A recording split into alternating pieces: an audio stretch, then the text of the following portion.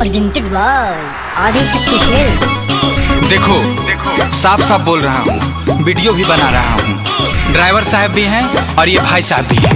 मैं तुम्हें भगा के लाया हूँ। नहीं, देखो कोई प्रेशर और दबाव हम नहीं दे रहे हैं। साफ साफ बोलो, मैं भगा के लाया हूँ। नहीं, मैं आपको भगा कर लाई हूँ। इसमें क्या बुराई है?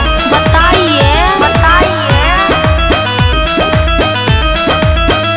देत नहीं हम दबाओ, मन में बाका बताओ। डर मत, साफ साफ बताओ, कोनो दबाव नहीं खेनू। नहीं, देत नहीं हम दबाओ, मन में बाका बताओ। देखो हम तुमको लेके नहीं भाग रहे थे, ते ही कहले कि हमको भगाइए। तो इसमें क्या बुराई है? बताइए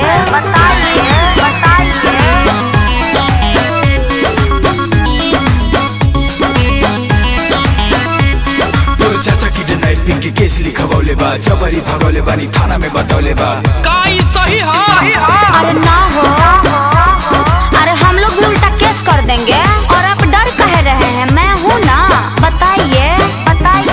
देखो ड्राइवर साहब भी यही हैं और सोनू भाई भी यही हैं। अभियो बोलोगी तो अभी गाड़ी घुमाते हैं और घर पहुंचा देते हैं। तो घर वापस जाने के लिए आपके साथ भागे थे? बताइए।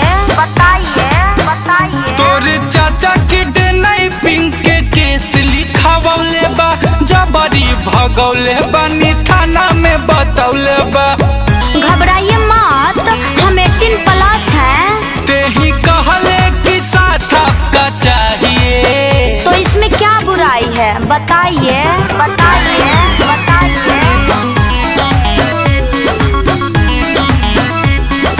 तोरे चलते ठेले बानी हम ऐसन रहा, यादव राज कुंदन कर बाणी गवा। अरे तब रोशन कुंदन को भी बुलाइए।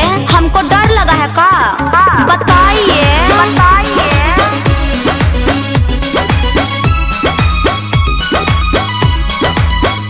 तोरे चलते धैले बानी हम ऐसन रहा, यादव राज गुंजन कर बाणे गवा।